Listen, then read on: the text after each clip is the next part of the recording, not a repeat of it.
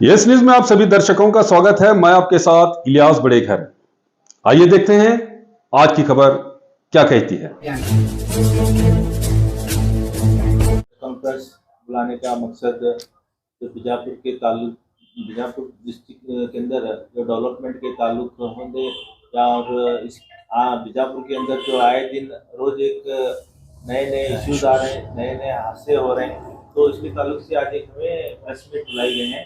इस press meet के अंदर हमारे डिस्ट्रिक्ट प्रेसिडेंट अताला राठी साहब का मैं इस्तेकबाल करता हूँ। साथ ही हमारे डिस्ट्रिक्ट मेंबर मुनाफ पठान का इस प्रेस कॉन्फ्रेंस में इस्तेकबाल करता हूँ। साथ ही हमारे डिस्ट्रिक्ट ट्रेजर इसाक सैयद का और साथ ही हमारे मीडिया के चैनल वालों का भी इस प्रेस कॉन्फ्रेंस के अंदर इस्तेकबाल करते हुए आगे की कार्रवाई के लिए हमारे डिस्ट्रिक्ट प्रेसिडेंट अताला राठी साहब को मैं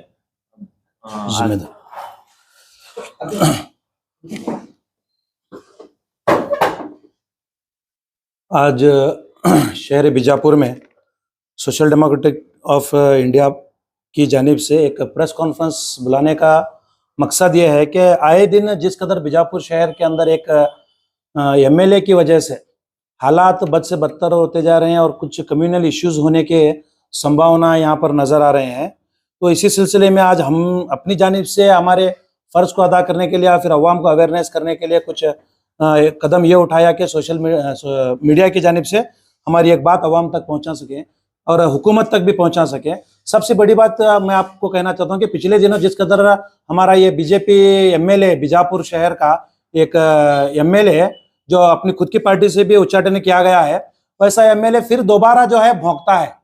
फिर दोबारा से जो है ये शख्स कौन सा शहर कोप्पल में जाकर जो है वहां पर एक अनाउंसमेंट ये करता है अपने मीडिया के थ्रू बात करने के दौरान कि जो भी लड़का मुस्लिम लड़की से शादी करेगा उसे 5 लाख रुपए दूंगा बोलकर। पहले तो हम ये social democratic party of India और बीजापुर शहर के लोगों की जानिब से इस बात को कंडेम करते हैं। और दूसरी बात यह है कि इतना सब कुछ ये कम्युनिटी को टारगेट करके जो बोल रहा है, इसके खिलाफ एक्शन क्यों नहीं लिया जा रहा? क्या कांग्रेस गवर्नमेंट इसकी दलाल होकर रह गई है? नहीं समझ रहा ये बात को, क्योंकि जिस कदर ये एक कम्युनिटी को बार बार हर्ट कर रहा है, इवन यहाँ तक कि आज इसने एक अपनी बेशर्मी की हद ये तक पार कर दी कि आज इसने एक महिलाओं को तक नहीं बख्शा, जबकि महिलाओं की इज्जत का अगर हम बात करेंगे तो वो कुछ हट कर होती है, चाहे वो किसी भी मजहब से हो, हिंदू, मुसलमान, सिख, ईसाई, दलित, क्रिश्चियन, कोई भी हो, हर एक महिला की जो है एक अपनी एक इज्जत होती है। आज ये उन तक भी जो है हाथ डाल रहा है, उनकी इज्जत तक भी जो है उछाल रहा है बोले तो। इसके बावजूद भी हुकूमत खामोश है। हमारे एमबी पाटिल साहब बीजापुर के जो डिस्ट्रिक्ट इंचार्ज हैं वो भी खामोश हैं और साथ ही साथ बाकी के 5 एमएलए वो भी खामोश हैं। सिद्धरामैया साहब खामोश हैं, डीके शिव कुमार साहब खामोश हैं। ये इशू यहाँ तक बढ़ रहा है कि इस मामले को लेकर बीजापुर से एक एडवोकेट आसिफुल्लाह कादरी ने इसके जवाब में उन्हें बाकायदा उन्हीं की भाषा में मुंहतोड़ जवाब दिया। बाकायदा उन्हीं की भाषा में मुंहतोड़ जवाब दिया।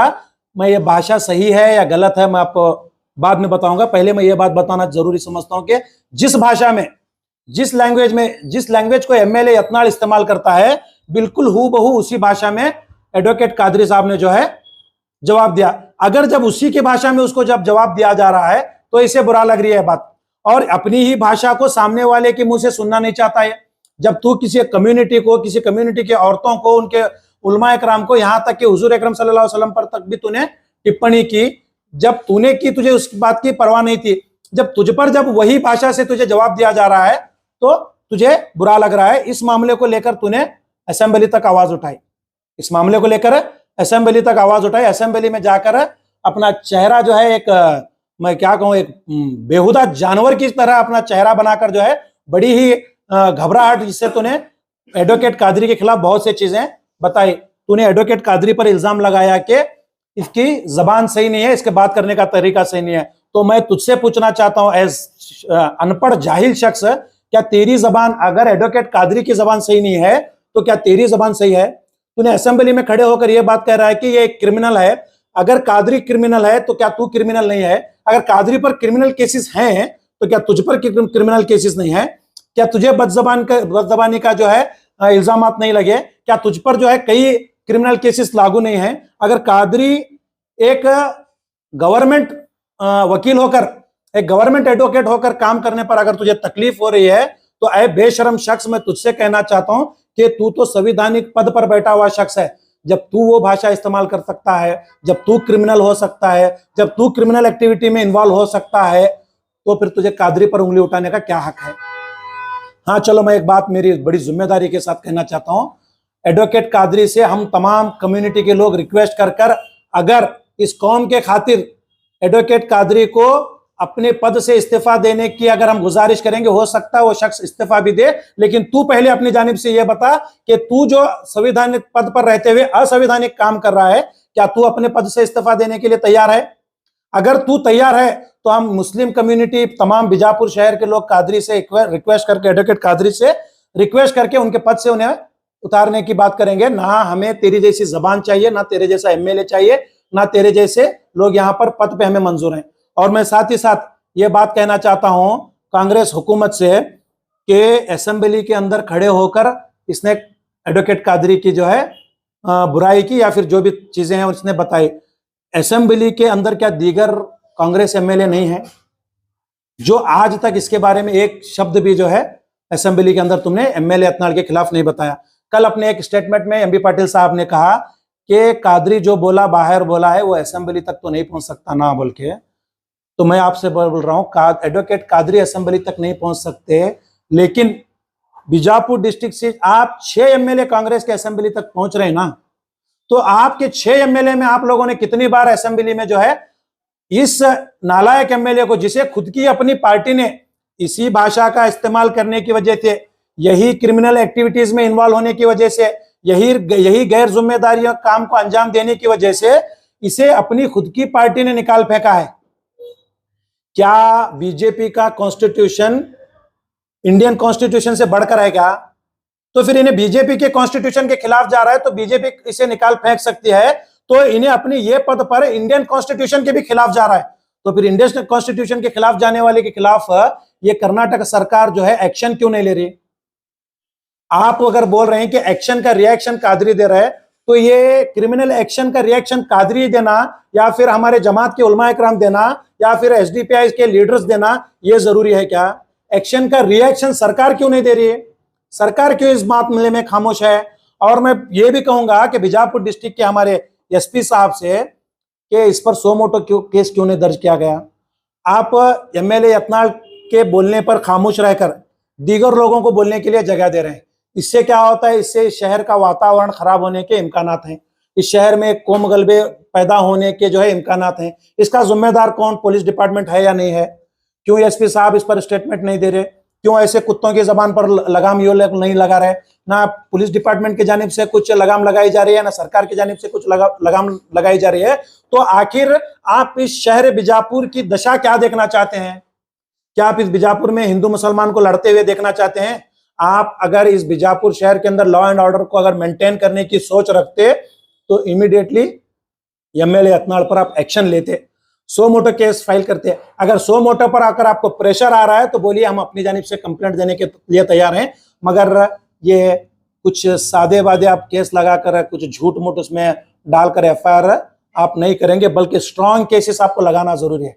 अगर उसे आपको जेल में भेजना है तो उसे स्ट्रॉन्ग केसेस लगाना जरूरी है। अगर क्रिमिनल एक्टिविटीज के ताल्लुक से अगर आपको मैं बताऊं तो कई 20 या 23 केसेस जो है एमएलए यत्नाल पर हैं।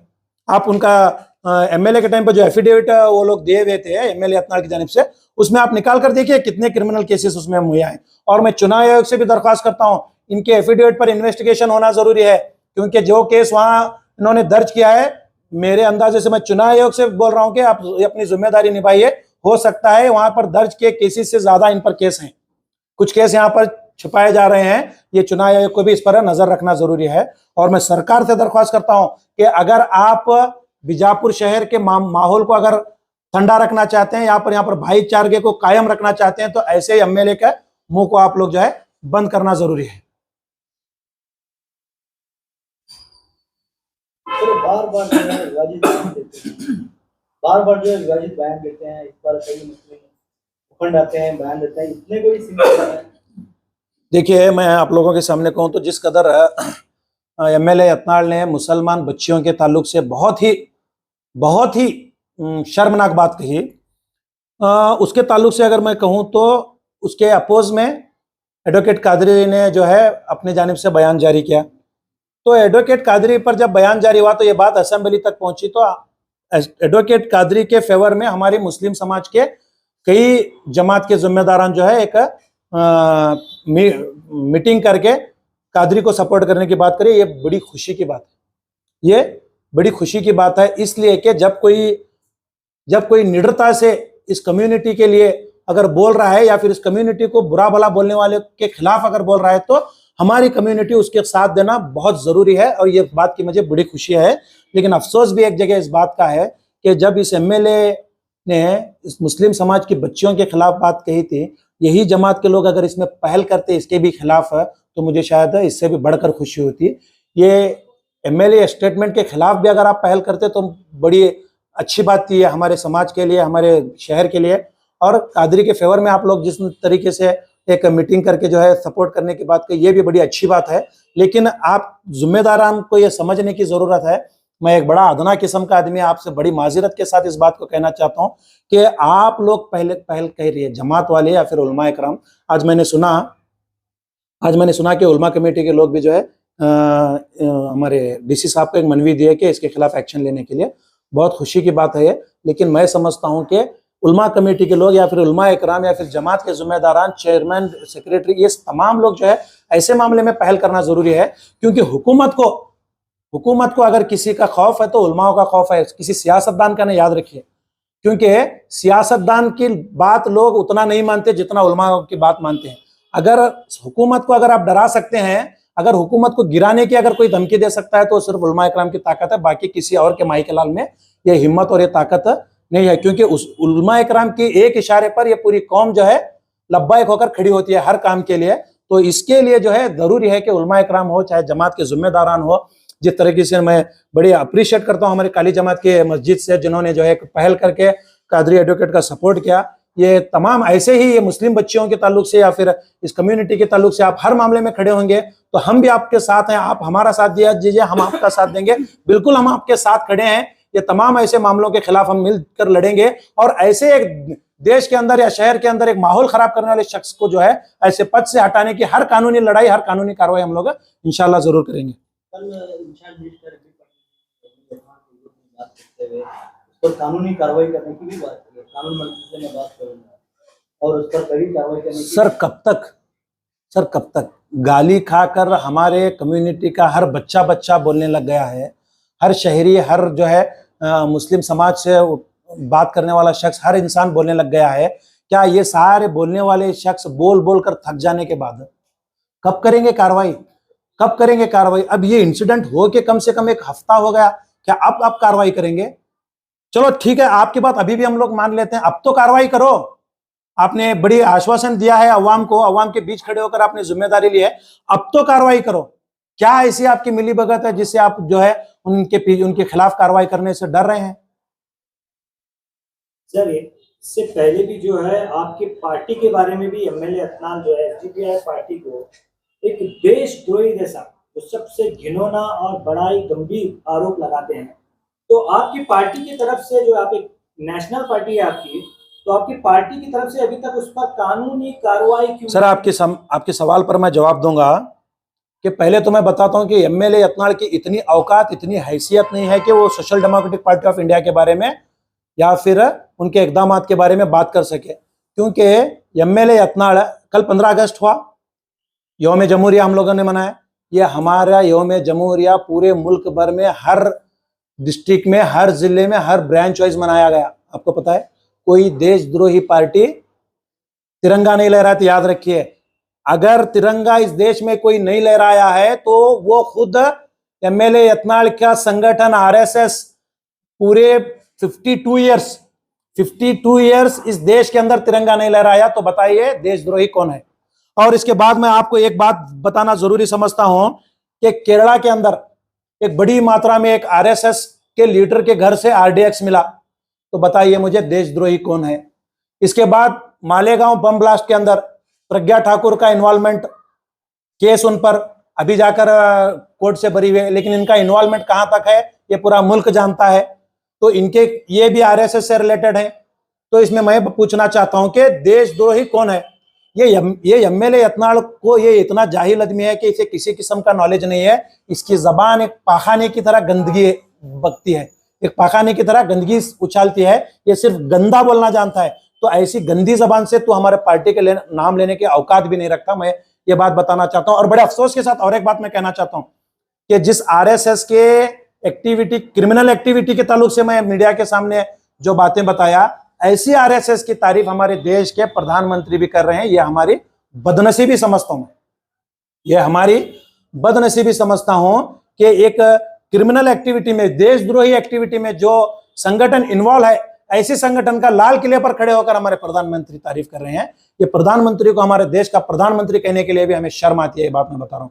एक सिर्फ और सिर्फ एक संवैधानिक पद पर है, हमें इस वजह से इनका जो है इज्जत रखनी पड़ती है, वरना ये शख्स जो है इस पद पर रहने के भी काबिल नहीं। और ये आरएसएस की जब फेवर की बात कर रहा है तो इनकी सोच कितनी घटिया है, आप लोग इसे समझ सकते हैं। इससे पहले भी हजरत मोहम्मद मुस्तफा सल्लल्लाहु अलैहि वसल्लम पर भी तौहीन-आमेज़ बयान दे चुके हैं और बार बार आरोप लगता है कि गवर्नमेंट कांग्रेस की है। तो दूसरी तरफ एक कौम भी तो है बड़ी शहर बीजापुर में, एक तरफ उलमाए इकराम है, दूसरी तरफ लीडरान है, मशाइख इकराम है। अभी तक किसी ने भी हिम्मत करके इस पर पीसीआर नहीं किया, प्राइवेट कंप्लेंट रजिस्टर नहीं किया। क्या इतनी भी लियाकत, सलाहियत और हिम्मत नहीं है? देखिए, उलमा कमेटी की जानिब से हो या दीगर जमातों की जानिब से हो या हमारे social democratic party of India की जानिब से हो, एफआईआर तो किया गया था। और एक एफआईआर शायद हमारे शहर बीजापुर के कांग्रेस मुखंड, मुस्लिम मुखंड भी उसके खिलाफ एफआईआर कर चुके हैं। लेकिन एफआईआर के बाद एक्शन लेना जो है पुलिस डिपार्टमेंट का काम है और जो है हुकूमत का काम है।